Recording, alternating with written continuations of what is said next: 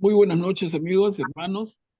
Vamos a continuar con nuestro estudio del libro de Jeremías, pero antes de comenzar, y como acostumbramos, vamos a hacer una oración inicial.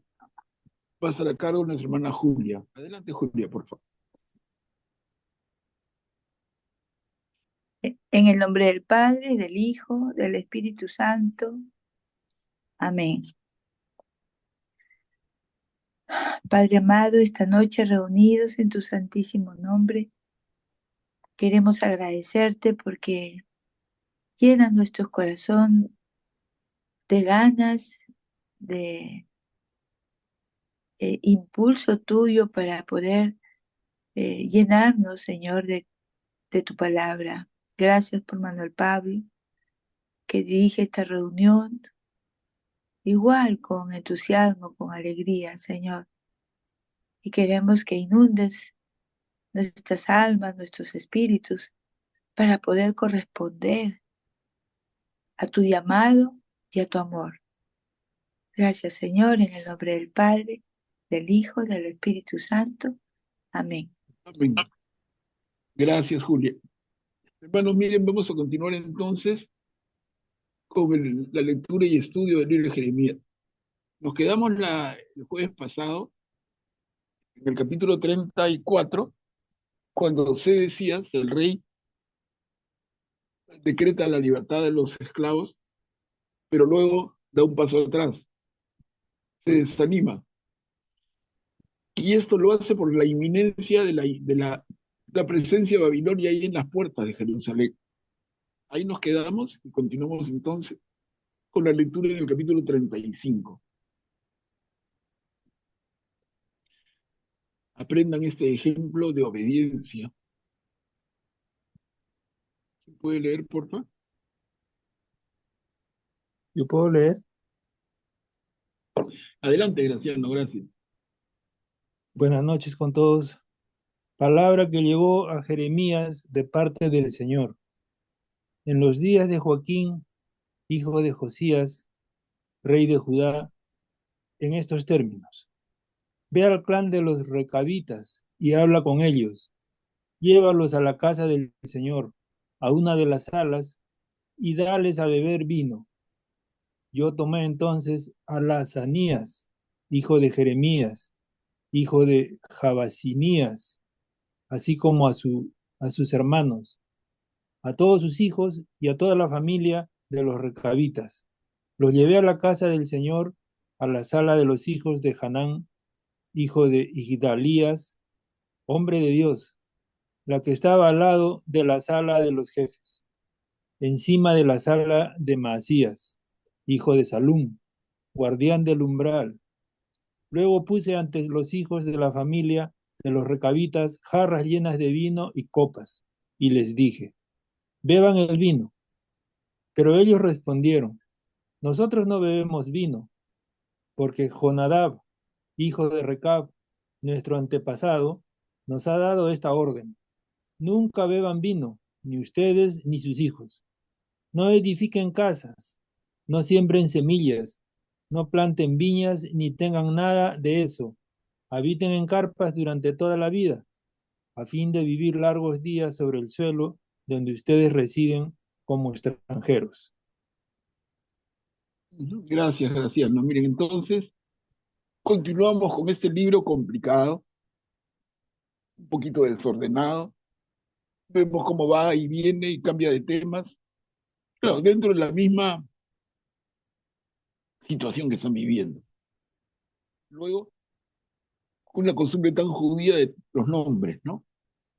Los nombres complicados, y para cada persona que nombran te mencionan de quién es hijo y de quién es nieto. Entonces, eso hace que la lectura sea un poquito tediosa, pero ya nos vamos acostumbrando y lo vamos superando. Es la manera en que ellos se ubican, ¿no? Nosotros decimos nombre y apellidos, ellos no tienen más que nombre y el referente de sus ancestros. Ellos no tienen currículum, ellos tienen árbol genealógico, ¿no? Cosas que ya hemos venido compartiendo en reuniones anteriores. El israelita, tú le dices, preséntame tu currículum, te mira con cara de marciano, ¿no? Pero dime de quién, de dónde vienes y te cuenta toda su línea de antepasados. Es una manera de ver totalmente diferente. Y acá en el segundo párrafo que ha leído Graciano, cuando estos recabitas responden, no bebemos vino, porque no, se nos dijo, nunca beban vino, ni ustedes ni sus hijos. No edifiquen casas, vivan en carpas, porque viven en el suelo que viven son extranjeros. Vivir en carpas, no beber vino, son algunas características, ¿no se acuerdan? ¿Quién no bebía vino? ¿O quiénes no bebían vino? ¿Recuerdan? Los que se consagraban a Dios. Era una de las características, no es la única, no se cortaban el pelo tampoco, pero entre varias características de los nazareos. Ahora, el hecho de no construir casas, vivir en carpas, es una costumbre que viene del pueblo de Israel en los 40 años que cruzan el desierto. Viven en carpas, viven en tiendas, viven en enramadas, el famoso término, ¿no? Enramadas, porque hacían los techitos de las cabañitas con ramas de determinados árboles. Y es una fiesta que después de la conquista de la tierra prometida, los israelitas para seguir manteniendo por siglos la fiesta de las enramadas, la fiesta de las tiendas. Miren, acá nos están dando elementos de no beber vino, de vivir en enramadas. Y a ver, continuamos. El que quiere intervenir, por favor, me avisa nomás. ¿Quién puede leer acá? ¿Puedo seguir leyendo? Ya, Graciano, gracias. Y nosotros hemos obedecido las instrucciones de Jonadab, hijo de Recab, nuestro antepasado, en todo lo que él nos ordenó. Nosotros no bebemos vino durante toda la vida, lo mismo que nuestras mujeres, nuestros hijos y nuestras hijas. No edificamos casas para habitar, no tenemos viñas, ni campos, ni sembrados, sino que habitamos en carpas. Así obedecemos y obramos en todo conforme a lo que nos ha ordenado Jonadab, nuestro antepasado. Pero cuando Nabucodonosor, rey de Babilonia, subió contra el país, dijimos, vengan, entremos en Jerusalén para escapar del ejército de los caldeos y del ejército de Aram. Por eso estamos ahora en Jerusalén. Ahí, La perdón, palabra, Graciano, perdóname, una sí, interrupción. ¿Por qué miren? No sé si le llama la atención, ¿no? Hay que estar atentos. Cuando dice la lectura que está compartiendo los Graciano muy bien, dice, así vivíamos, dice este que cuenta, hasta que cuando el rey de Babilonia, Nabucodonosor, subió contra el país, dijimos, vengan, entremos en Jerusalén para escapar del ejército de los caldeos. ¿Por qué? ¿Por qué es que entrar en Jerusalén podía significar la salvación? ¿Qué cosas eso? ¿Ah? Micrófono, hermano. No sé si alguien se anima para aclararnos a todos. ¿Es un disparate que dice? ¿Es una idea? ¿En qué se asienta esa idea? porque Vivíamos ellos en vivían carpas, afuera. claro, pero ¿por qué entonces ven que viene Nabucodonosor con tremendo ejército y dice, vengan, entremos en Jerusalén para encontrar, para escapar del ejército de los caldeos? ¿Por qué? Es Buscando bien protección. interesante. Claro, pero ¿qué protección le podría brindar Jerusalén que no tuvieran en cualquier otro lado? O sea, están fuera o adentro, están desprotegidos. Pero ¿por qué en las palabras de este Señor nos dice esto? ¿Qué hay en su cabecita? Porque el templo de los judíos estaba ahí en Jerusalén. Está en la ciudad, no, el templo está en la ciudad también, pero está en la ciudad de Jerusalén. Y entrar en la ciudad de Jerusalén, que los judíos entendían, pero todavía no son judíos, ¿no? Pero los israelitas de Judea entendían como la ciudad de Dios. Entonces el hecho de estar entre esa ciudad les daba esa sensación, que luego comprobamos que es falsa, esa falsa sensación de seguridad. ¿Se dan cuenta? Que podía representar la opinión de muchos en la época. Entremos en Jerusalén, que aquí vamos a estar protegidos. Afuera estamos desprotegidos. Viene la gran amenaza extranjera, el imperio más grande que el mundo ha conocido, que era el imperio babilonio. Una fuerza incontenible. ¿Y cómo nos protegemos? Entremos en Jerusalén, la ciudad del Señor. ¿Se dan cuenta? Es una idea, pero ¿es una idea correcta? No. La evidencia va a demostrar que es falsa, pero interesante. Interesante. A ver, continuamos, Graciano. La palabra del Señor llegó entonces a Jeremías en estos términos. Así habla el Señor de los ejércitos, el Dios de Israel. Ve a decir a los hombres de Judá y a los habitantes de Jerusalén, ¿no aprenderán ustedes la lección ni escucharán mis palabras? La palabra de Jonadab, hijo de Recab, se ha puesto en práctica. Él ordenó a sus hijos que no bebieran vino, y ellos no lo han bebido hasta el día de hoy, obedeciendo la orden de sus antepasados. Yo, en cambio, les he hablado a ustedes incansablemente y no me han escuchado. Claro, o sea, los hijos de los descendientes de Jonadab han escuchado a Jonadab. Él les dijo no beban vino y le han hecho caso. Y el Señor le reclama a su pueblo, ¿no? Y sin embargo, yo vengo diciéndoles hace tiempo cosas que ustedes no escuchan. Simplemente no escuchan. Qué diferente actitud. Y por eso el trabajito que se toma Jeremías en narrarnos esto, ¿no? Jonadab da una instrucción y sus descendientes la cumplen. El Señor da una instrucción y sus descendientes ni siquiera lo escuchan. ¿Continuamos? Les envié incansablemente a todos mis servidores, los profetas, para decirles, vuelvan de su mal camino, enmienden sus acciones, no vayan detrás de otros dioses para servirlos, y entonces habitarán en el suelo que yo les he dado a ustedes y a sus padres. Pero ustedes no han inclinado el oído ni me han escuchado.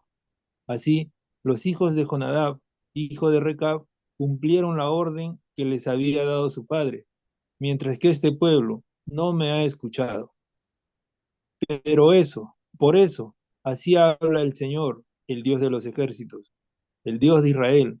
Yo voy a atraer sobre Judá y sobre todos los habitantes de Jerusalén toda la desgracia con que los había amenazado, porque les hablé y ellos no escucharon, los llamé y ellos no respondieron. Y a la familia de los recabitas, Jeremías, el Dios de Israel, porque ustedes han obedecido la orden de Jonadab, su antepasado, porque han observado todos sus mandamientos y han obrado conforme a lo que él les ordenó. Por eso, así habla el Señor de los ejércitos, el Dios de Israel. Nunca les faltará a Jonadab, hijo de Recab, un descendiente que esté todos los días en mi presencia. Gracias, Graciano. No, entonces es una comparación que ya hemos resaltado que Jeremías hace entre los descendientes que obedecen y los que no. Es una comparación muy simpática, muy clara. ¿Alguien quisiera comentar, por favor? Si no, seguimos leyendo. A ver. Manuel Pablo, Graciano, sí, sí, adelante. Manuel Pablo, es esta parte de Jonadab y eh, su recomendación a sus hijos y el cumplimiento de esta parte eh, que en esos tiempos me imagino que era difícil cumplirla, como en todos los tiempos también, y se dio, ¿no? Con los hijos y con ellos, en esos tiempos en que Jeremías y cuantos profetas profetizaban grandes destrucciones y todo lo que vendría, pero no se obedecía, como dices tú, ni siquiera lo escuchaban. Y esto es bueno ponerle atención aún en estos tiempos, Claro, ¿no? claro, Julia, sí, sí. ¿Cómo Jeremías quiere resaltar eso, no? Sí, Porque si no, no se tomaría tanto trabajo. Imagínense, esta familia de Jonadab es una familia, pero quiere resaltar lo diferente que actúan en relación con los demás. sí, Y en una prohibición más dura, ¿no? No tomen vino. Le hizo caso toda la descendencia. toda la descendencia, y Las hasta órdenes vivieron en su presencia, dice y hasta el final. el pedido del Señor es diferente y no es tan difícil. Por eso está resaltando los Jeremías. Bien, Graciano, adelante. Gracias, Manuel Pablo. La verdad que estoy un poco confundido. Esta narración o estos hechos ocurren antes de la invasión de los babilonios, ¿no? Porque ellos estaban pensando buscar protección adentro de Jerusalén. Entonces, y Claro, acá dice recabitas, da la impresión que fuera un pueblo o un grupo grande, pero por lo que te escucho es una familia que tenía ciertos preceptos y era más obediente que todos los israelitas, ¿no? Eso es lo que puedo, claro, Graciano, pero en lo que dice no, normal, no te confundas. Mira, las familias hacen clanes, los clanes hacen tribus, ¿te das cuenta? O sea, es así la organización social, digamos, natural de este pueblo, familias, clanes, tribus, ¿ok? No hay rollo, ya, gracias. claro.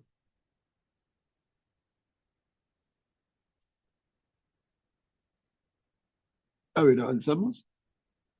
Miren, acá cambiamos un poquito el giro.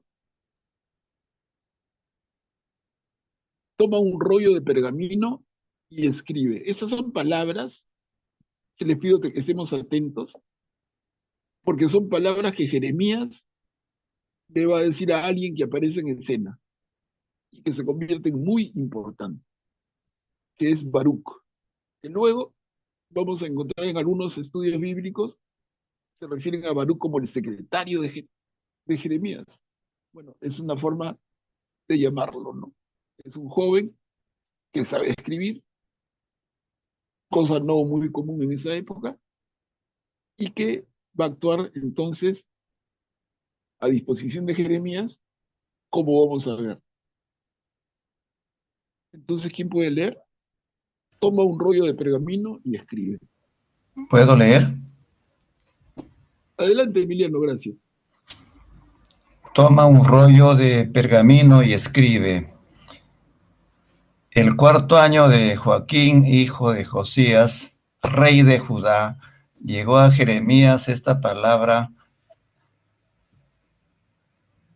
llegó a Jeremías esta palabra de parte del Señor. Toma un rollo y escribe en él todas las palabras que yo te he dicho acerca de Israel, de Judá y de todas las naciones, desde que comencé a hablarte en tiempos de Josías hasta el día de hoy.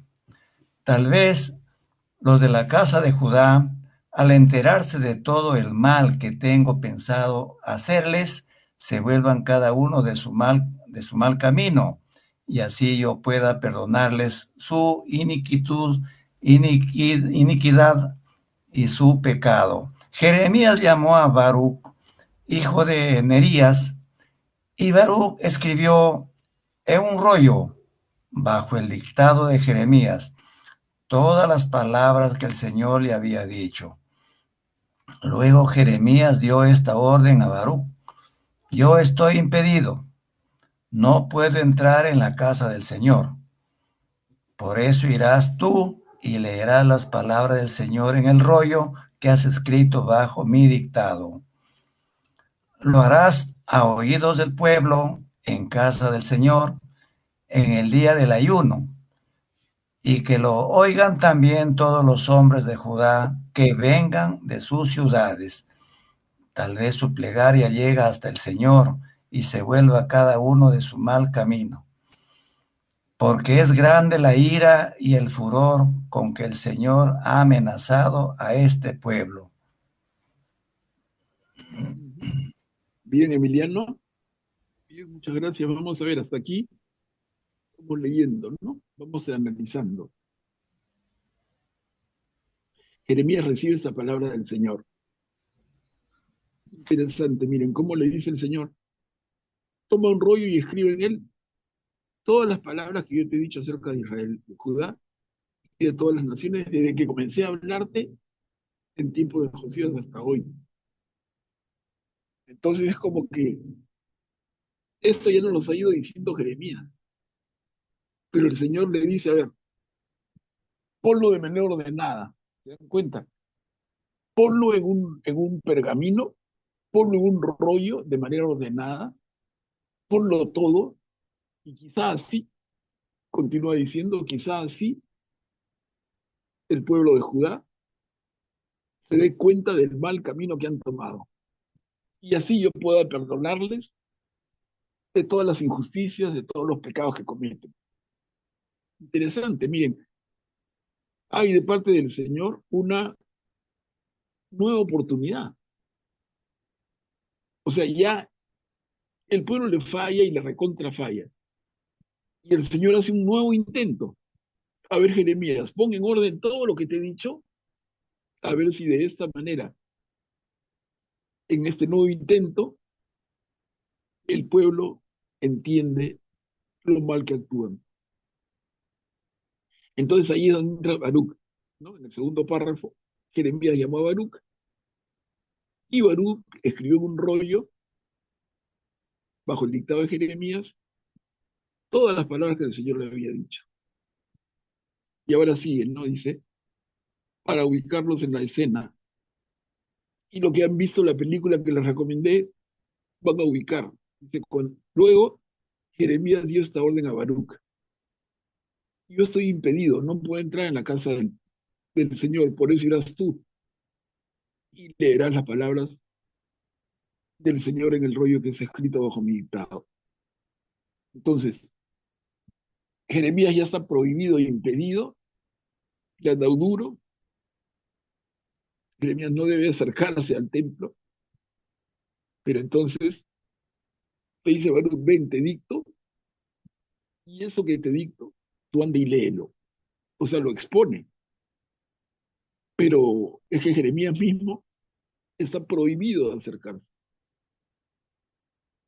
Y dice, lo harás a oídos del pueblo en la casa del Señor en el día del ayuno, y que lo oigan también todos los hombres de Judá que vengan de sus ciudades. O sea, recordemos, Jerusalén es la capital del reino de Judá. Hay otras ciudades en Judá, además de Jerusalén. Hay tránsito de personas. Y dice, ojalá que también te oigan otros hombres de Judá. Y tal vez su plegaria, tal vez su oración llegue hasta el Señor. Y se vuelva a cada uno de su mal camino. Porque es grande la ira y el furor con que el Señor ha amenazado a este pueblo, ¿no? Lo notamos, ¿no? Entonces, acá en esas líneas hay una nueva oportunidad que el Señor le va a dar al pueblo. ¿Aquí algún comentario?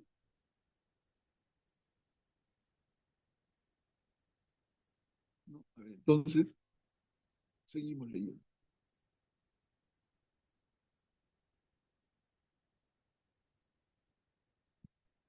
Continuamos aquí, no sé si alguien quiere leer o si no, Emiliano mismo. Yo leo. Ya, adelante, Julia.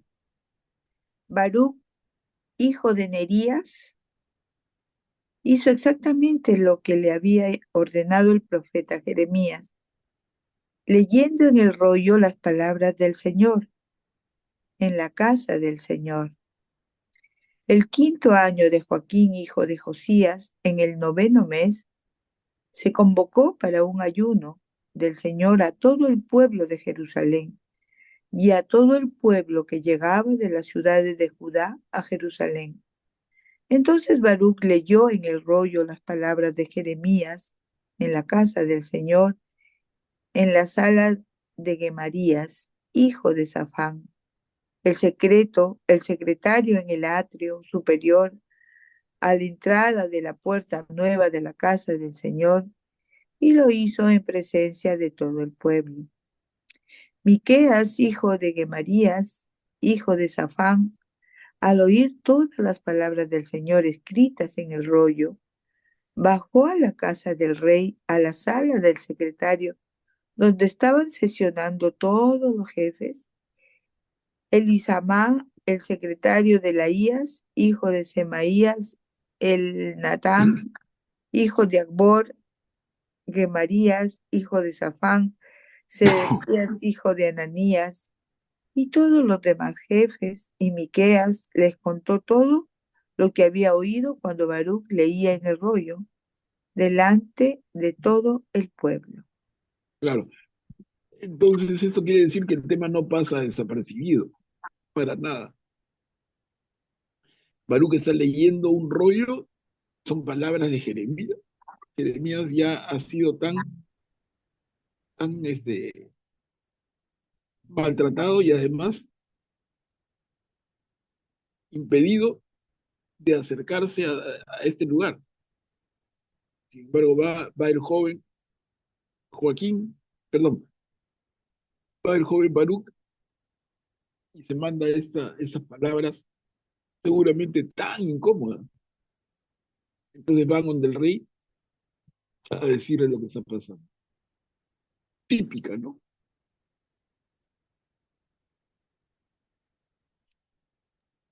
Y acá continuamos. Entonces todos los jefes enviaron al Yehudí, hijo de Natanías, hijo de Selemías, hijo de Cusí, para que dijera a Baruch: toma el libro que has leído en presencia del pueblo y ven. Baruch, hijo de Nerías, tomó consigo el rollo y se presentó ante ellos. Ellos le dijeron: siéntate y léelo delante de nosotros. Baruch lo leyó delante de ellos. Y cuando oyeron todas las palabras, temblando, se miraron unos a otros y exclamaron: es preciso que comuniquemos al rey todas estas palabras. Luego interrogaron a Baruch diciendo: indícanos cómo has escrito todas estas palabras. Baruch le respondió: Jeremías me dictaba de viva voz todas estas palabras, y yo escribía con tinta en el rollo.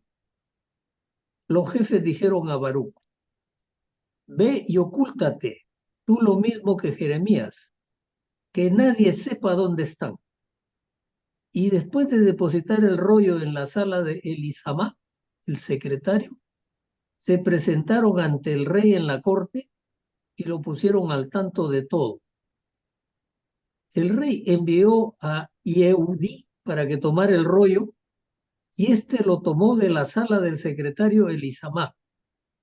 Yehudí lo leyó delante del rey y de todos los jefes que estaban de pie junto a él. Gracias, Guillermo. Miren, entonces, primero hay que destacar la valentía del joven Baruch.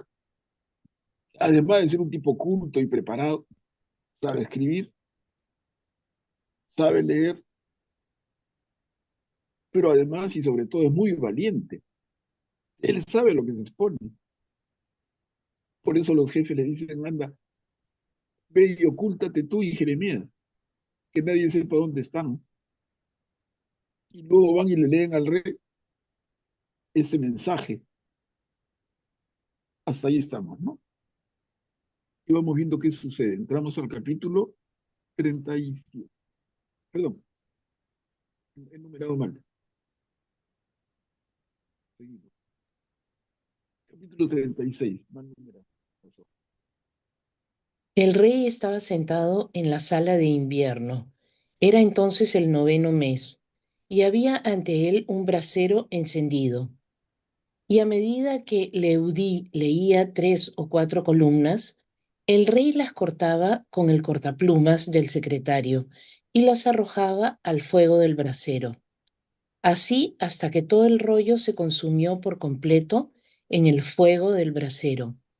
Pero ni el rey ni sus servidores temblaron al oír todas estas palabras, ni se rasgaron las vestiduras. Y aunque el Natán, Delaías y Gemarías intervinieron ante el rey para que no quemara el rollo, él no les hizo caso. Luego el rey ordenó a Lerahmel, hijo del rey, a Seraías, hijo de Azriel, y a Selemías, hijo de Abdel, que apresaran a Baruc, el escriba, y a Jeremías, el profeta. Pero el Señor los mantuvo ocultos. La palabra del Señor llegó a Jeremías después que el rey quemó el rollo con las palabras que había escrito Baruc, bajo el dictado de Jeremías, en estos términos. Toma otro rollo y escribe en él todas las palabras que estaban en el primer rollo, el que quemó Joaquín, rey de Judá. Y tú dirás contra Joaquín, rey de Judá, así habla el Señor. Tú has quemado este rollo diciendo, ¿por qué has escrito que el rey de Babilonia vendrá indefectiblemente, que él arrasará este país y hará desaparecer de él a hombres y animales? Gracias, Mari Carmen. Miren, el tema es, ya lo tenemos bastante claro nosotros, pero por favor ubiquémonos en lo grave, ¿no? En lo grave de la circunstancia. Imaginemos que eso pasa ahora, que vivimos en un país que está amenazado por una potencia extranjera mucho más poderosa y que sucede esto, que uno de nuestros conciudadanos, que se llama Jeremías, actúa de esta manera y que otro, que se llama Baruch, se presta para apoyarlo y escriben eso, lo que ha leído Mari Carmen al final, las últimas dos líneas. ¿Por qué has escrito que el rey de Babilonia vendrá indefectiblemente, que él arrasará este país y hará desaparecer de él a hombres y animales? ¿Cómo sentiríamos nosotros, siendo ciudadanos de esta nación amenazada, que uno de los nuestros hable de esa manera? ¿Cómo lo sentiríamos, no? ¿Qué le podríamos decir? ¿Traidor? ¿Que se presta a los intereses del enemigo? ¿Que quiere menoscabar la moral de nuestro pueblo y nuestro ejército? Se dan cuenta, ¿no?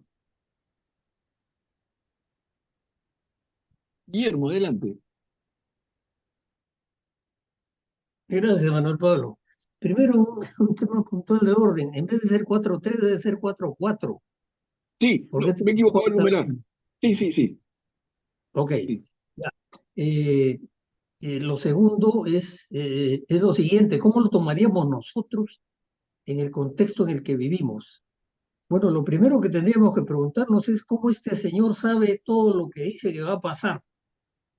O es un espía o ha recibido información del enemigo para que pueda anunciar estas cosas.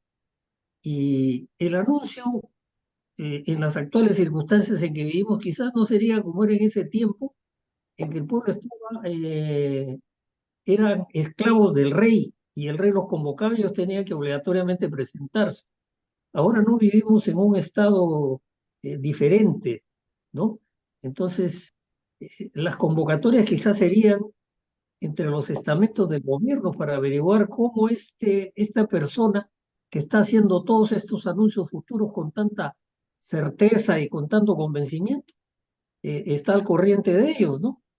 Y lo primero que se les ocurriría es pensar es que o es parte de ellos que lo han enviado para sembrar este desconcierto, este desánimo, o simplemente es una persona que es un buen patriota y que se ha enterado de esto y que lo está anunciando para que se preparen a defender. Claro, Eh, Eso es lo que se me ocurre. claro, porque muy bien, Guillermo, porque recordemos, este no es un momento normal. En una sociedad moderna, con democracia instalada, pero ese es un momento de guerra, donde los derechos fundamentales desaparecen, donde el poder del mandatario se multiplica por 100. Es un estado de emergencia, ¿no? Entonces, todavía más en esa época. Israel, Judá amenazado, imagínense. Y como bien dice y especula Guillermo, ¿qué podríamos pensar de esta persona? Yo estoy de acuerdo con lo que reflexiona. ¿Qué podemos pensar? ¿Es un traidor? ¿Es un infiltrado? ¿Es un espía? El papel que fuera lo lleva al tema que se califica como traición a la patria. Y antes como ahora la traición a la patria se castiga con la pena capital. Un traidor en época de guerra al al paredón y es fusilado, ¿no? En esa época, con otras formas, el mismo fin. Qué grave que te acusen de traidor de tu propio pueblo, traidor de tu propia nación. Y eso le pasa a nuestro querido Jeremías. Y ahora metió en la danza a Baruch, pobrecito el joven. Un joven recontra, preparado, inteligente, bien dispuesto, de primera, con muchos valores de repente, ¿no? Y lo demuestra por el coraje que tiene.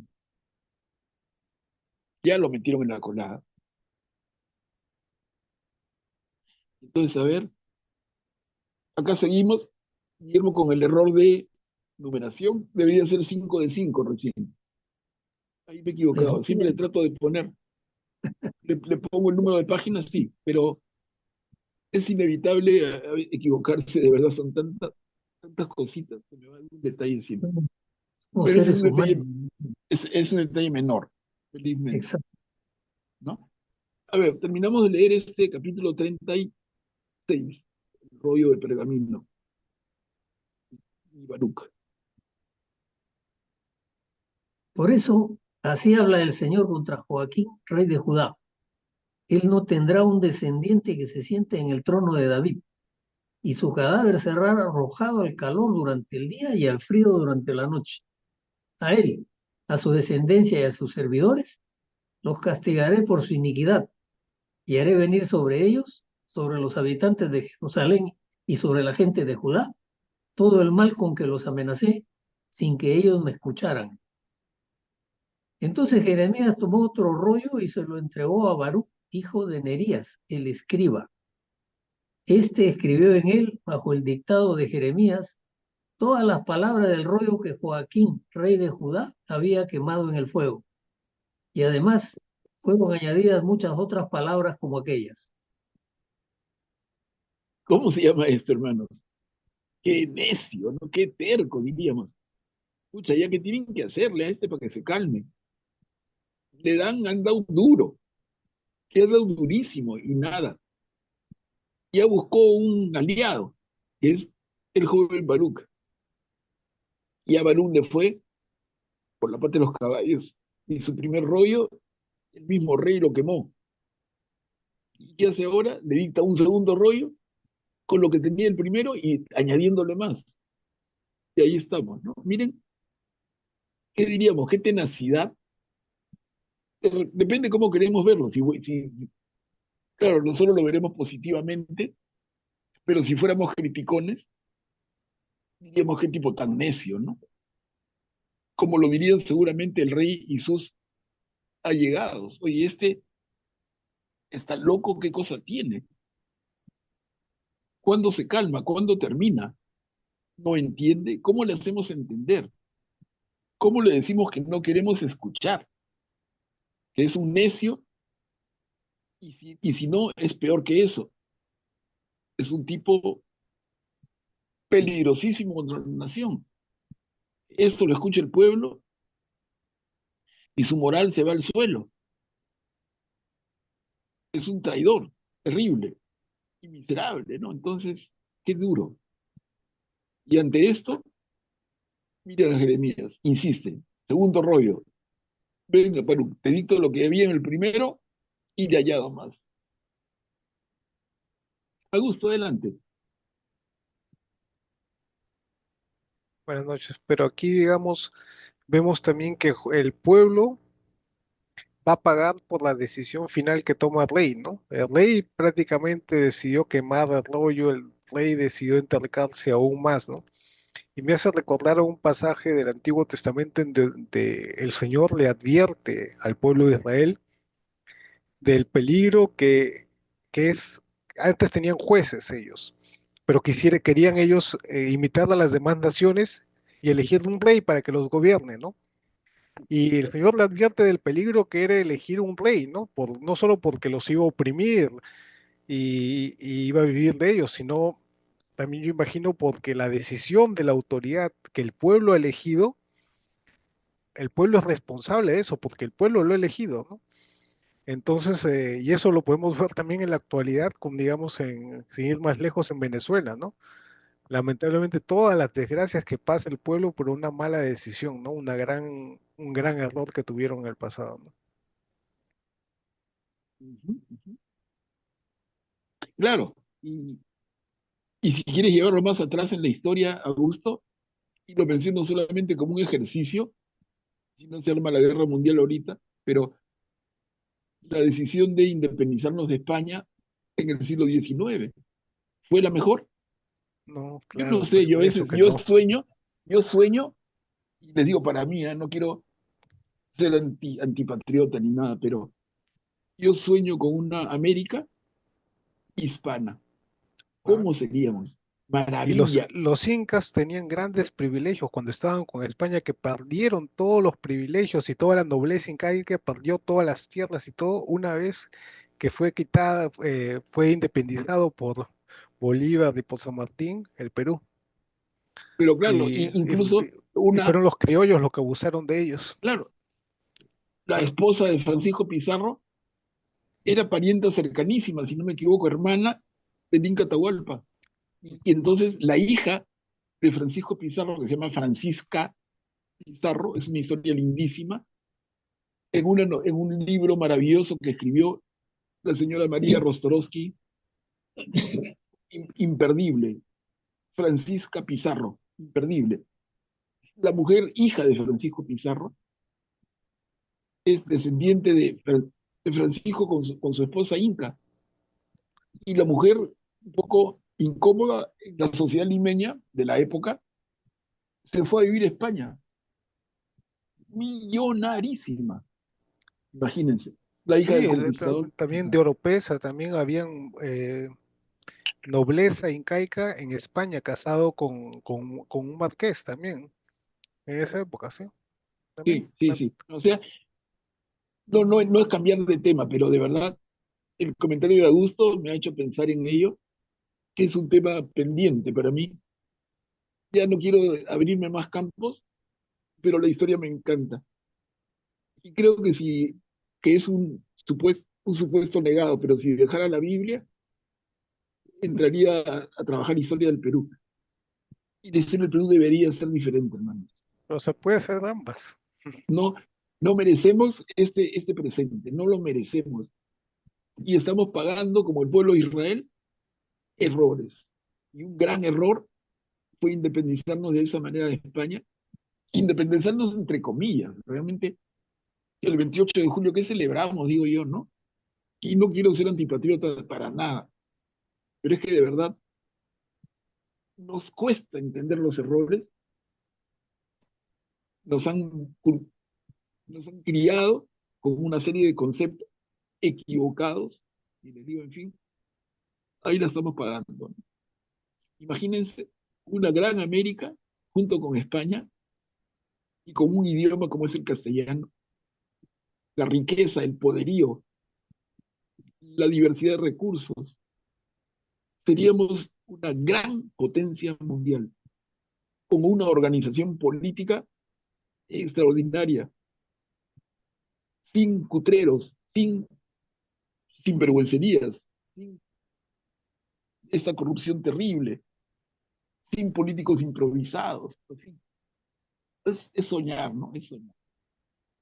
Yo creo que lo que nos pasa como país, pero les digo, es un tema tan diferente, pero es parte de no comprender nuestra historia. Bueno, Manuel disculpen, es Pablo, un tema aparte. Sí, Julia.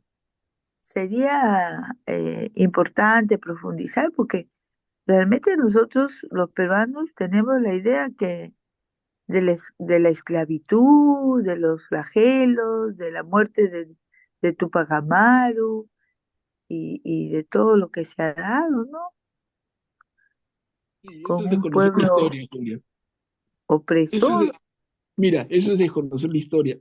Para entender la Tupac Amaru hay un libro excelente que les invito a leer también, digo, fuera de nuestro tema bíblico, pero se llama, está en inglés, pero traducido al castellano, La rebelión de Tupac Amaru, y el autor es un gringo, Charles Walker, así que debe ser pariente de Johnny Walker. No, Charles Walker, se escribe igual Walker. Walker. Walker. Seguro. Escriban, perdón, lean ese libro, les digo, para comenzar, y me van a decir, recomiéndame otro. La Le va a cambiar revolución de Tupac Amaru. de Tupac Amaru. Ya. En inglés se llama la Tupac Amaru Rebellion, o sea, la rebelión de Tupac Amaru, perdón. Manuel No es la Pablo, revolución, la rebelión. Pero para terminar la idea, les digo, solamente es un aspecto y les va a cambiar absolutamente lo que Ay, Dios. nos han paseado en el carrusel toda la Ay, vida con Tupac Amaru y con su rebelión. O sea, este es un gringo de Harvard que estudia no hace mucho tiempo, estudia el tema con una profundidad maravillosa y nos abre los ojos a los que hemos leído y a los que nos gusta leer, ¿no? Porque hay mucha gente ociosa o negada ah, para la lectura, pues es una vaina, pero la persona que abre sus ojitos y lee, les digo, es increíble lo que hay. Te cambia absolutamente la mirada. Y aquí hablamos solamente de Tupac Amaru, pero hay más cosas. Por ejemplo, una mención rápida y que tiene que ver con nosotros.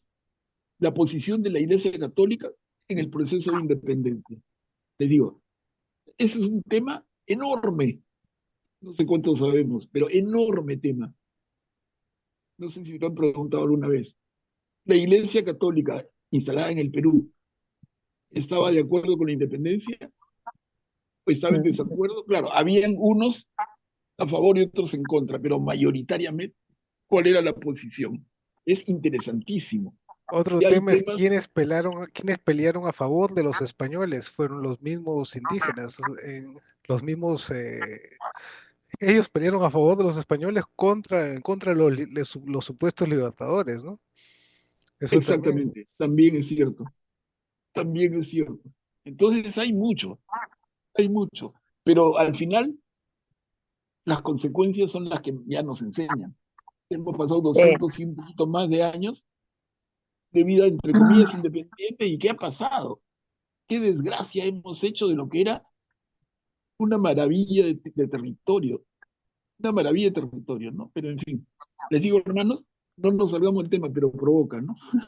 Provoca Manuel, porque es un temazo. Manuel, Sí, Guillermo. el 2025 tienes que programar un curso breve de historia. Es un compromiso con todos nosotros los que te seguimos. Mira, yo fui profesor de historia del Perú en el año 1980 en la Universidad de Lima. Mi vocación era esa, en 1980, ¿hace cuántos años? Algunos de ustedes no habrían ni nacido todavía. Y abandoné, abandoné la carrera de En historia, la universidad. abandoné la carrera de historia porque salió elegido por segunda vez Fernando Belaúnde. Para mí fue un golpe, les digo, sin entrar en política tampoco, pero para mí que entendía al Perú de una manera profunda en esa época, Que reelijan a Belaúnde yo dije, ¿sabes qué? Estoy perdiendo mi tiempo. Yo, siendo un estudioso y profesor de esto, cuando mi pueblo vota de esa manera, me sentí como se sentiría Jeremías en su época, ¿no? Fue contra incomprendido y hablando en el desierto. Dije yo, ¿para qué? Claro, ¿Por qué? Jeremías tenía un propósito y tenía una fuerza enorme que yo no tenía. No voy a comparar, pero de verdad yo me sentí absolutamente defraudado con eso que llaman la voz del pueblo, que definitivamente no es la voz de Dios. Error total. Pero en fin, son temas que ya me están picando. No caigamos, ¿no? Es entrar en historia, es entrar en la realidad del Perú, es entrar en el país que pudo ser, que es una pena, Y en las el país, leyendas negras también. las leyendas negras, que la primera es la leyenda española, que los españoles nos hicieron daño nos hacemos nosotros, daño nos hacemos nosotros. Miren España y miren a nuestros países. Es increíble, increíble. Pero en fin, como dice Guillermo, ya en el 2025, o sea, Manuel Pablo, solamente una pregunta. ¿Por qué te sentiste tan mal cuando ganó Belaúnde? Y mi abuelo era felicísimo, yo no, pero recuerdo. no quiero caer en eso. Es entrar pues en el tema ya a fondo, ¿no? Pero Oh, es no entender al Perú. Para mí, les digo, yo me puedo equivocar. Para mí es no entender al Perú, no entender lo que el Perú necesita. Pero hay una incapacidad absoluta. Y luego le decimos al pueblo que no sabe elegir. Miren, ahora para las elecciones que vienen hay 50 candidatos, se estima. Digo, ¿eso es no saber elegir? ¿Quién es el que es responsable? Se supone que hay una clase dirigente. Esa clase dirigente se sienta, manipula. se organiza y dice, presentamos un candidato de excelencia que sí o sí va a salir elegido. No, esa clase dirigente que no existe, pero entre comillas, presenta un montón de candidatos. ¿Quién gana? Pedro Castillo. ¿Quién gana? De repente Antauro Humala. ¿Quién gana? ¿De quién es la culpa? Del pueblo que no sabe elegir. Yo, de verdad, Todo yo bipolar. digo, mejor déjame con mi Biblia, estoy más feliz. Estoy más feliz. Es un tema lindo, además, es del Señor, Es de pero de Dios. verdad que pensar en el Perú me da un dolor tremendo por los errores sobre errores sobre errores. Yo he sido profe de eso, les digo, y mi frustración, era joven, tenía veintipoco años, veintipoquitos de años, pero no, me frustré horriblemente. Me dio dolor de columna, me tuvieron que operar, casi me dio infarto, creo, todo lo que yo veía y lo contrario sucedía. Digo, comparando y guardando todas las distancias, yo lo veo a Jeremías en su época. Digo, guardando todas las distancias y con todo el respeto, porque Jeremías habla de temas de Dios, pero así de mal estábamos y así de mal estamos, ¿no? Eh, Pero el Perú es un país tan maravilloso que sigue teniendo oportunidades. El puerto de Chancay, se va a construir un tren que va a ir hasta el Océano Atlántico, se va a hacer una base de lanzamiento de naves en Talara, y siguen inversiones, ¿no? Tenemos una suerte, a pesar, tenemos una de las monedas más fuertes del mundo. El sol peruano es una de las 10 monedas más fuertes del mundo. Dios. Su devaluación en relación al dólar es de las mínimas, de las más pequeñas, de los últimos 25 años. Es increíble. A pesar de los desgracias del gobierno, a pesar de la tremenda corrupción. Pero en fin, hermanos, les digo, son temas que nos sacan. No Manuel caigamos Pablo, en la tentación. Nuestro Dios es tú peruano. como, tú como cuando el Señor llega a la casa de Marta y María, y Marta le reclama al Señor Jesús que cómo es posible que permita que María lo esté mirando nada más y ella se carga del trabajo.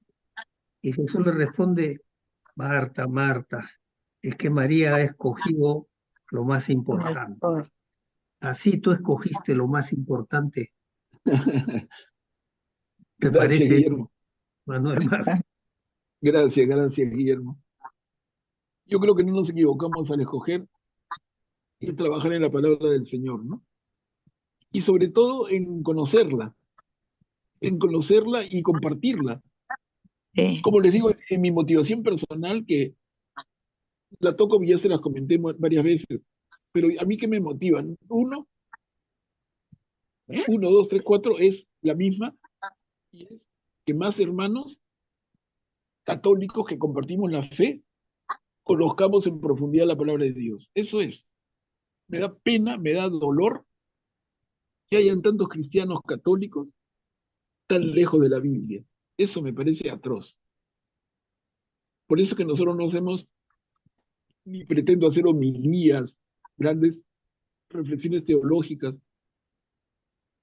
No, yo prefiero, a ver, leamos la Biblia. Es que ese es el ejercicio que hay que hacer. Leamos la Biblia juntos. Y en leerla juntos, conozcamos más al Señor. Y miren todo lo que tiene para decirnos. Es maravilloso. sí, Pero si no la leemos, que quedamos expuestos a que alguien que sí la lee nos cuente lo que quiera contar. Y es peligroso. sí, Peligroso. No ser un pueblo consciente, imagínense ser un pueblo católico consciente, que no lo suben al carrusel, no lo pasean, no le dan vueltitas.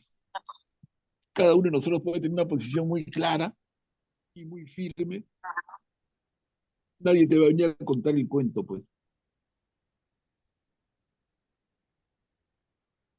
Es como el hijo que recibe una fortuna de su padre y el padre le dice lo que tiene que hacer, pero el hijo es un desaprensivo, indiferente, está en otra, como se dice, y acaba, cuando su padre ya no está a su lado para aconsejarlo, acaba perdiendo todo lo que ha recibido y se queda sin nada. Ese es el riesgo que corremos si no leemos la palabra del Señor. Claro, claro. Pero finalmente el Señor siempre está para nosotros, ¿no? Esa es la maravilla, lo maravilla y lo bello. Él siempre está generoso y esperándonos, como en la parábola del hijo pródigo. Ese es el Señor, ¿no? Anda, hijo, equivócate 100 veces, yo te espero. Y cuando estés listo, regresa y te espero con los brazos abiertos. Y te restituyo tu gloria, y te restituyo tu dignidad. Y así sea el último día, como en la parábola de los que van a trabajar en la viña. Señor, ¿por qué me paga lo mismo a mí, que fui a trabajar desde temprano, si este otro fue en la última hora? Es que es así, ¿no? No tenemos más premio nosotros que el que corrija su camino al final. El Señor nos espera a todos, es maravilloso, es tan generoso, de un amor tan grande. Es lindo. ¿Cómo no Perdón, dedicarnos a Él? profesor, Sí, Cuchi. profesor, perdón. María Teresa ya le dio calambre en su manito. Quiere intervenir.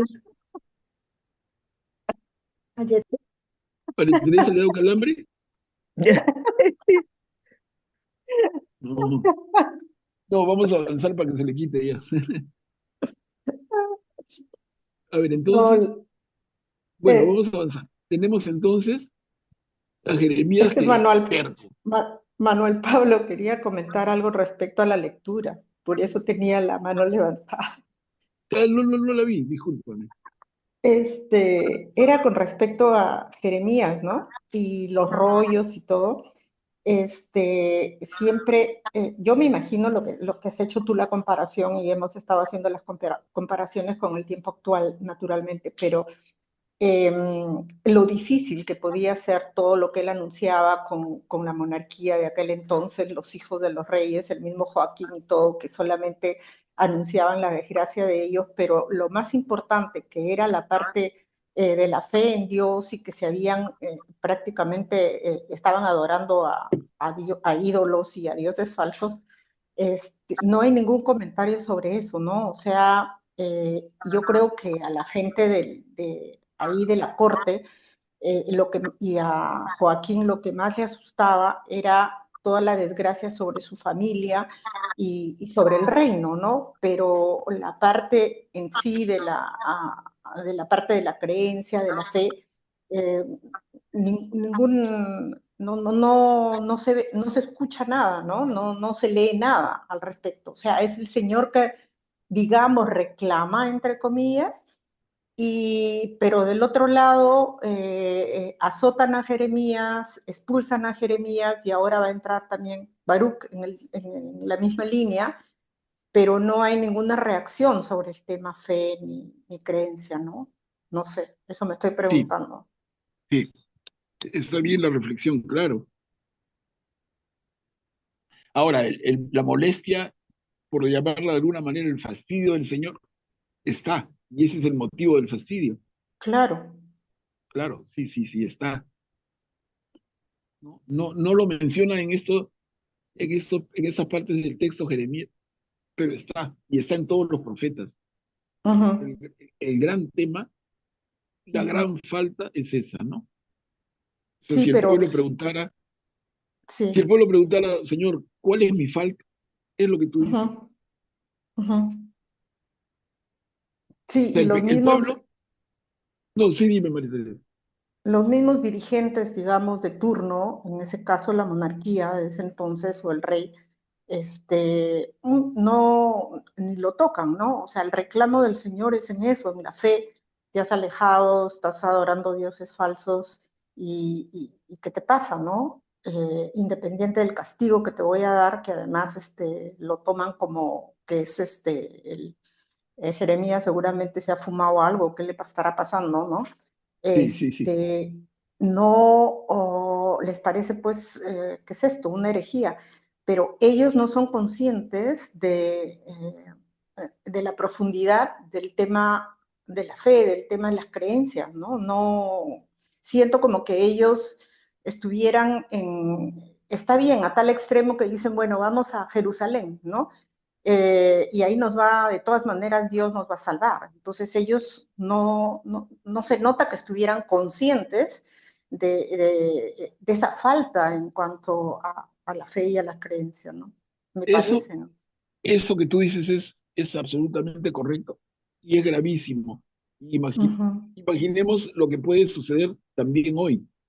O sea, uh-huh, como decíamos en alguna de las reuniones anteriores, y lo menciono nuevamente porque vine a colación, pero qué grave es que tú, digo tú por decir, ¿no? Pero qué grave es que nos equivoquemos y ni siquiera nos demos cuenta de que estamos equivocados. Qué uh-huh, grave es que pequemos y ni siquiera somos conscientes de que hemos pecado. Porque uh-huh, como decíamos antes, ¿no? uh-huh, Ok, yo peco y me arrepiento. Y si me uh-huh, arrepiento, uh-huh, viene y un auténtico arrepentimiento y viene el perdón. Pero si yo uh-huh, peco y no me doy cuenta que he pecado, es imposible que venga el arrepentimiento. uh-huh, Es imposible. Porque entonces uh-huh, yo peco, pero en conciencia del pecado me arrepiente y viene el perdón. Pero si peco y no me doy cuenta, frito, frito pescadito. Es como que no uh-huh, hay conciencia. Es como el uh-huh, cuento de Pinocho, ¿no? El muñeco de madera uh-huh, que se hace un personajito, Pepe Grillo, que era su conciencia, pero era exterior a él. Y Pepe Grillo era uh-huh, la conciencia del muñeco de madera. Pero es como que fuéramos así, Pinochos, ¿no? De madera, uh-huh, sin conciencia del pecado.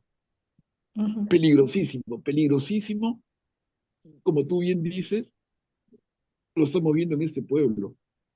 uh-huh, Se equivocan al punto de pecar y no hay conciencia del pecado. Y uh-huh. traemos eso a nuestro tiempo, y si nosotros hoy cometemos pecados de los cuales no somos conscientes, yo me voy a confesar con el cura y me confieso cualquier cosa, padre, no he ido a misa 2 domingos, padre, tal cosa, y no le confieso cosas que son mucho más poderosos y profundos pecados, porque no somos conscientes de ellos, ¿no? Mm. Ese es un peligro, sí, es un peligro de antes y de ahora. Es un excelente punto, María Teresa. del pueblo. Sí, Guillermo.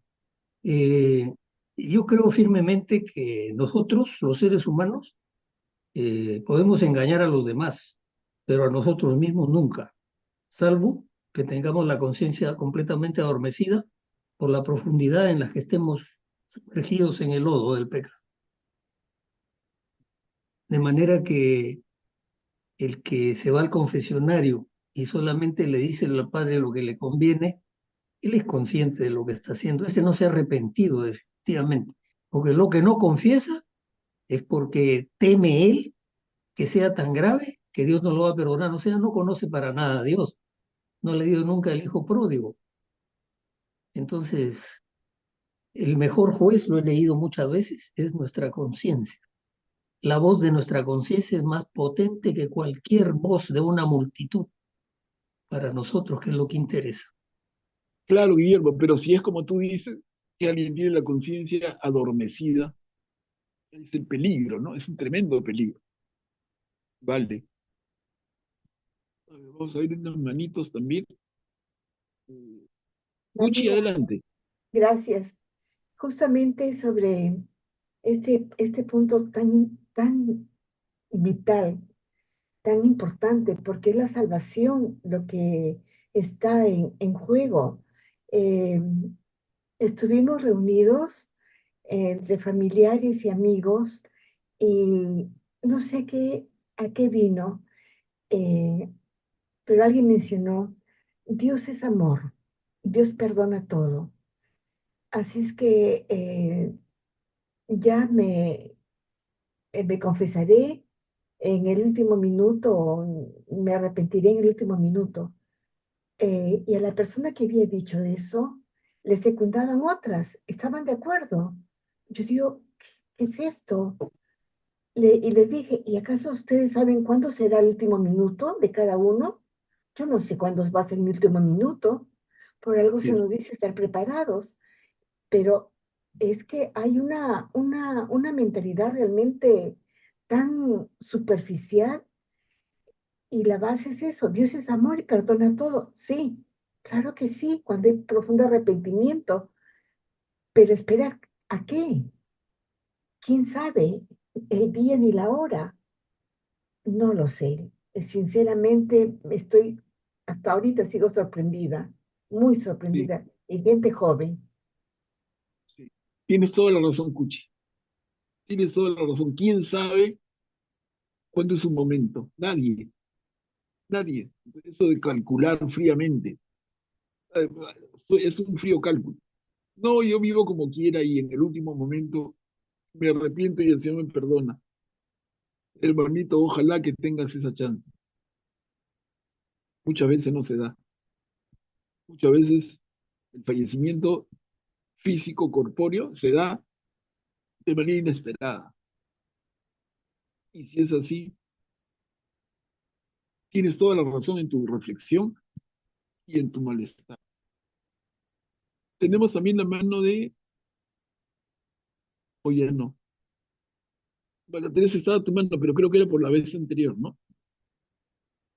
Sí, correcto, Manuel Pablo. Sí, sí, muchas gracias. Entonces, a ver, avanzamos un poquito. Estamos aquí en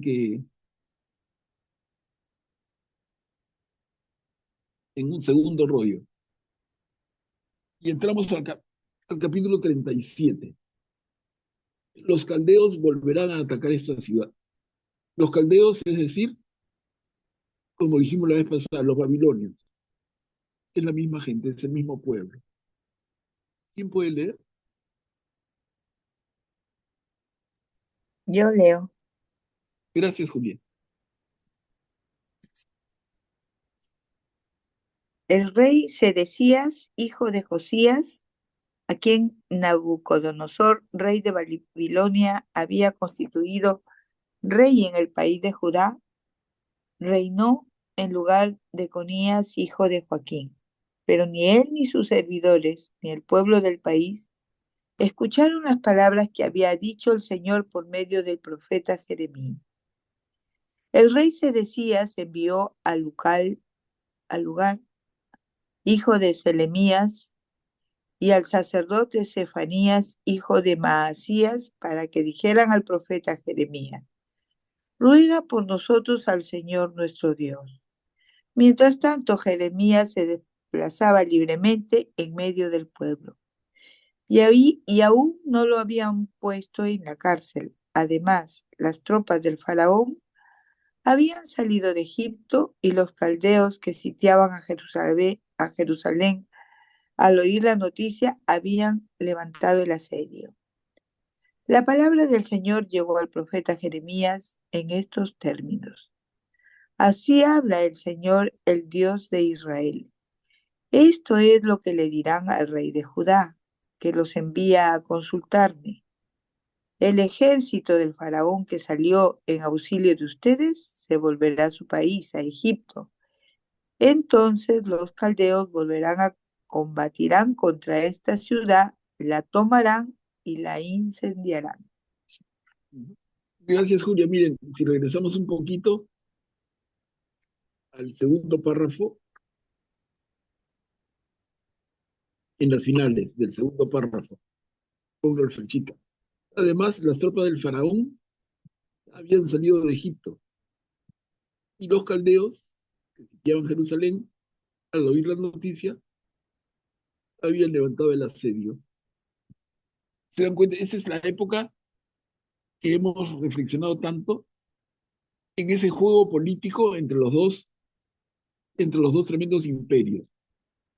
El pequeño Israel tiene, por un lado, al tremendo imperio babilonio y por otro lado, al gran imperio egipcio. Entonces, lo que pretende aquí en este juego, que en el libro de Jeremías se toca en este momento solamente de refilón, lo que es ese juego estratégico, ¿no? Yo estoy con Egipto para que Babilonia me respete, porque a mí solo soy muy chiquito, piensan los de Judea, y tienen razón.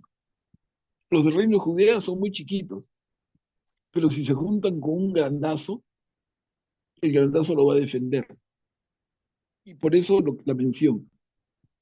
Las tropas del faraón de Egipto hacen que los babilonios que estaban sitiando Jerusalén levantaran el sitio.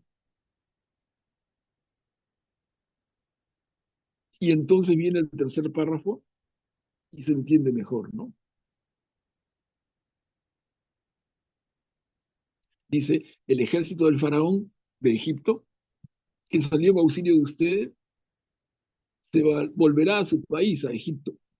Y entonces los caldeos, los babilonios, volverán, combatirán contra esa ciudad, la tomarán y la incendiarán. ¿Ven? O sea, es un libro, y tanta política y tanta geopolítica metida en un libro religioso, pero es que está hablando de una situación real en la que estas cosas también funcionan. Estamos, ¿no? ¿Se entiende? A ver, avanzamos un poquito.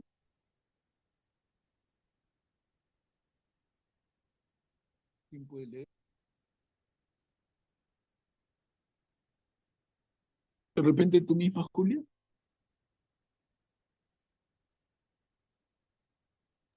Está bien.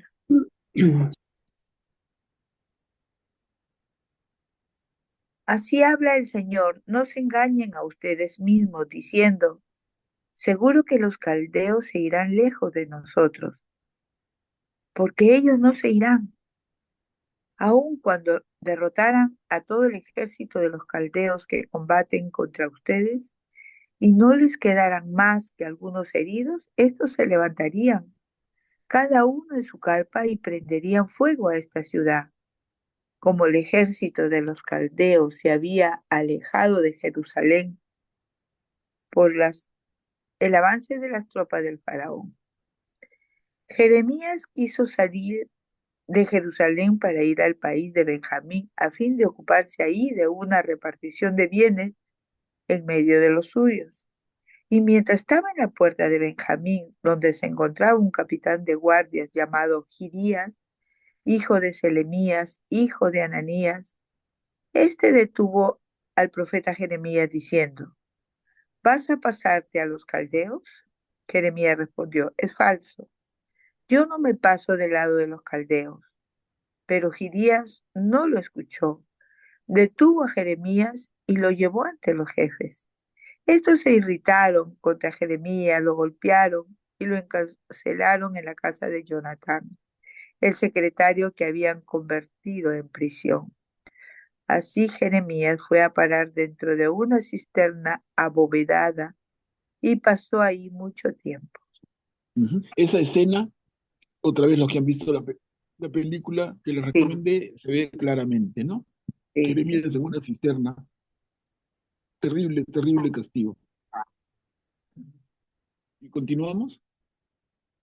¿Terminamos aquel capítulo? No, no lo terminamos. Avanzamos al capítulo 37.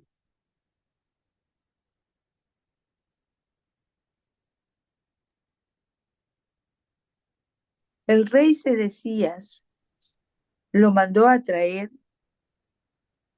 y lo interrogó secretamente en su propia casa, diciendo: ¿Hay alguna palabra de parte del Señor? Sí, respondió Jeremías, y añadió: Tú serás entregado en manos del rey de Babilonia. Luego Jeremías dijo al rey Sedecías: ¿Qué falta cometí contra ti, contra tus servidores y contra este pueblo para que me hayan puesto en una prisión? ¿Dónde están los profetas que le profetizaban diciendo: el rey de Babilonia no vendrá contra ustedes ni contra este país? Y ahora dígnate escuchar, rey mi señor, que mi súplica llegue hasta ti. No me hagas volver a la casa de Jonatán, el secretario, no sea que muera allí. Entonces el rey Sedecías mandó poner bajo custodia a Jeremías en el patio de la guardia y ordenó que le dieran cada día una rosca de pan de la calle de los panaderos, hasta que no hubiera más pan en la ciudad, y Jeremías permaneció en el patio de la guardia. Gracias, Julia. Miren cómo vive de circunstancia en circunstancia el pobre Jeremías. Todo por hablar. Si él se calla la boca, no pasa nada. Y lo dejan tranquilo y se va libre. Claro, dentro de lo complicado de la ciudad, pero él por hablar y por hacer de profeta del Señor es que está sufriendo todo lo que estamos viviendo.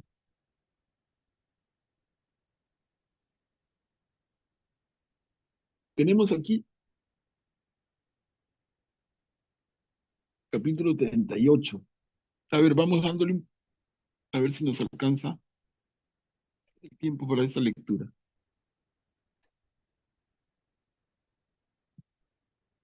Que este hombre sea ejecutado. Miren lo que piden contra Jeremías, que sea ejecutado.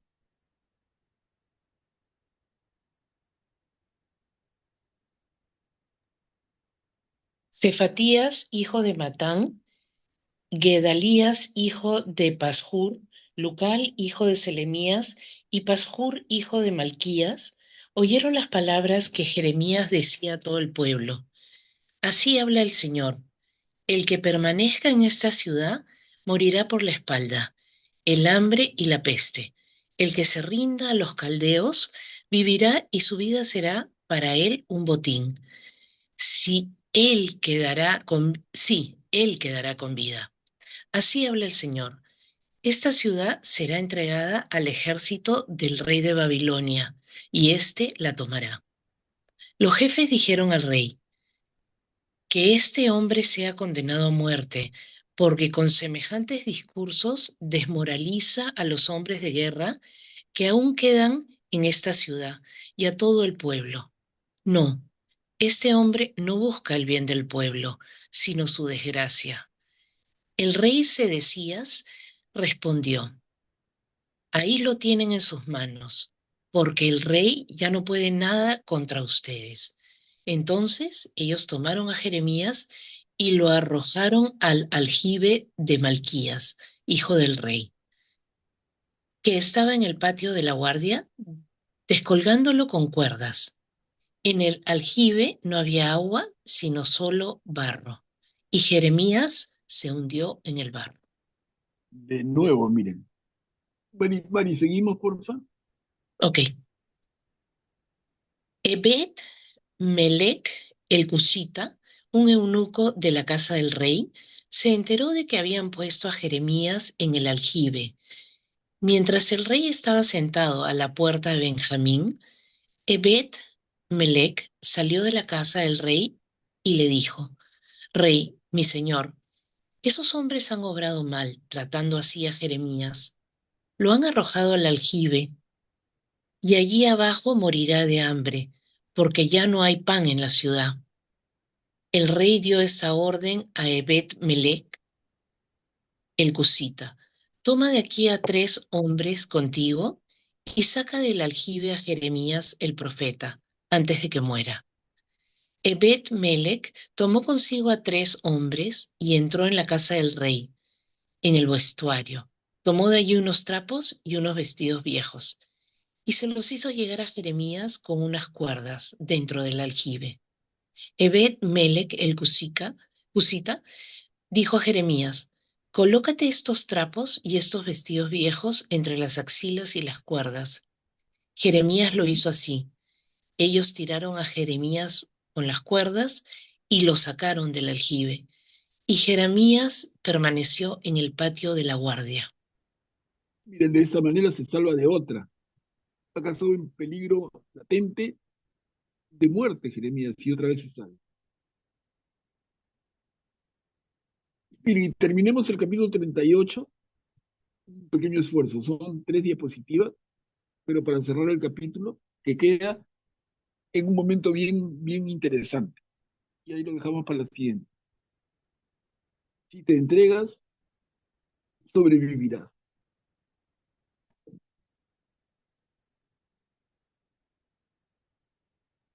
Esas palabras son, como vamos a ver, palabras de Jeremías.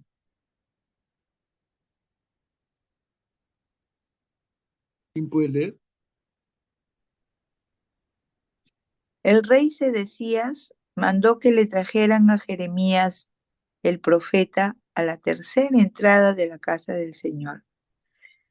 El rey dijo a Jeremías: tengo que preguntarte una cosa. No me ocultes nada. Jeremías respondió a Sedecías: si te la digo, seguro que me harás morir, y si te doy un consejo, no me escucharás. Pero el rey Sedecías hizo este juramento a Jeremías en secreto: por la vida del Señor, que no has dado la vida, no te haré morir ni te pondré en manos de los hombres que atentan contra tu vida. Jeremías dijo a Sedecías: así habla el Señor Dios de los ejércitos, el Dios de Israel. Si te rindes a los jefes del rey de Babilonia, tu vida estará a salvo, y esta ciudad no será incendiada. Vivirás tú y también tu familia. Pero si no te rindes a los jefes del rey de Babilonia, esta ciudad será entregada en manos de los caldeos e incendiada, y tú no escaparás de sus manos. El rey Sedecías dijo a Jeremías: estoy preocupado por los judíos que se pasaron al enemigo. Temo que los caldeos me entreguen en sus manos y ellos me traten desconsideradamente. A ver, seguimos. Jeremías respondió: no te entregarán, escucha. Entonces la voz del Señor en esto que yo te digo: así te irá bien y estará a salvo tu vida. Pero si te niegas a rendirte, esto es lo que el Señor me hizo ver. Todas las mujeres que aún quedan en la casa del rey de Judá serán llevadas a los jefes de los caldeos, y ellas dirán: te han seducido y han podido contra ti tus amigos más íntimos. Apenas tus pies se hundieron en el fango, ellos se echaron por atrás. A todas tus mujeres y a tus hijos se los llevarán a los caldeos. y tú mismo no escaparás de sus manos, sino que caerás en manos del rey de Babilonia. En cuanto a esta ciudad, será consumida por el fuego. Sedecías dijo a Jeremías: que nadie se entere de estas palabras, y tú no morirás. Si los jefes se enteran de que yo hablé contigo y vienen a decirte: infórmanos sobre lo que has dicho al rey y sobre lo que él te dijo, no nos ocultes nada y no te haremos morir.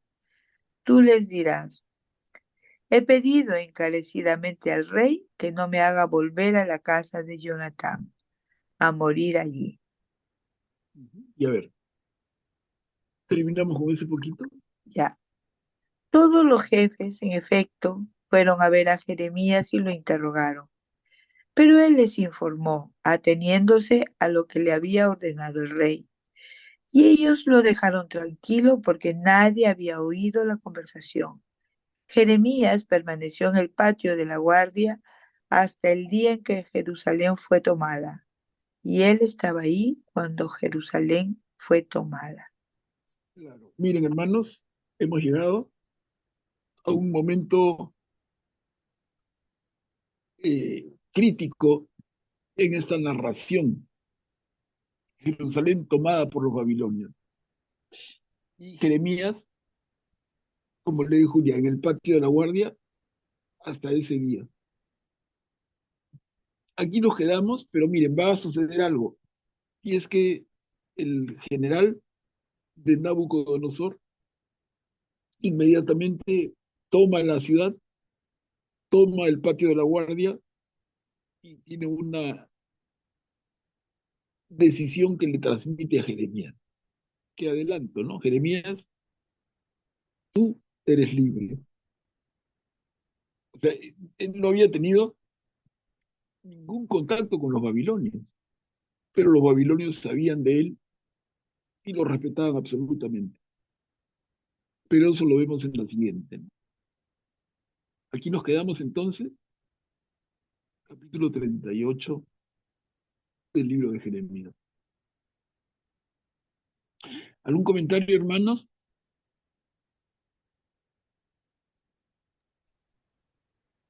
Miren, de a poquito vamos avanzando, ¿sí? Es hermoso el recorrido de Jeremías y todo lo que pasa. Es muy fuerte. Muy duro, muy Sí, duro para él, durísimo, ¿no? Sí, durísimo. durísimo, durísimo. Mm. Miren, nosotros podemos haber sabido, ahora estamos leyendo línea por línea todo el libro de Jeremías, estamos capítulo 38, ya estamos en la recta final, pero les digo, ¿ustedes sabían algo de Jeremías antes de empezar este curso, digamos, pero muy poquito, ¿no? Se lee algunos textos en domingo, pero ahora imagínense el conocimiento, imagínense, cuando terminemos de aquí a pocas semanas y luego ustedes leen una repasada por su cuenta, van a conocer a Jeremías como pocos católicos lo conocen. Y no es porque uno se jacte de eso, ¿no? Es que da vergüenza que tantos hermanos conozcan tan poco nuestra fe. Jeremías, tremendo profeta, y se le conoce poquísimo. Pero miren ustedes qué nivel de detalle de conocimiento, al punto que podrían ustedes decir, si alguien te dice, porque Jeremías dice tal cosa, oye, no, no lo dice, ¿a dónde lo dice? ¿Se dan cuenta? Te da mucha autoridad, te da mucha fuerza. Me hace acordar un poco, como todos los días veo en las redes sociales, unas frases lindas y le ponen el principito. Yo digo, todos los días reniego. ¿En qué parte del principito dice eso? El principito es un libro pequeño y no dice nada de esas cosas. Pero todo lo bonito se lo ponen al principito. Cualquier frase, si te ocurre una frase, hermana, una frase linda, ponla en las redes sociales y ponle el principito. Un vacilón. Así, ¿no? Nos ponen cosas en personajes bíblicos. Yo digo, con el nivel de conocimiento que estamos teniendo, bastaría dar una repasadita nomás después y te va a quedar clarísimo quién es Jeremías y quién no es. ¿Qué dijo Jeremías y qué no dijo? Y eso hace mucho más sólida tu fe. Bueno, hermanos, antes de terminar, quería pedirles una licencia por la semana entrante. La semana que viene voy a estar de viaje. Estoy yendo a visitar a mi hijo que vive en Paraguay y solamente por esa semana voy a estar ausente. Luego el siguiente jueves retomamos nuestro estudio de Jeremías, ¿ok? Solamente por una semanita. De todas maneras, se los confirmo por el WhatsApp para que alguien que no esté no se conecte y no hay nadie. Solamente por la próxima semana. Bueno, hermanos, entonces terminemos con una oración final. ¿Quién pudiera hacerlo? ¿Yo lo puedo hacer?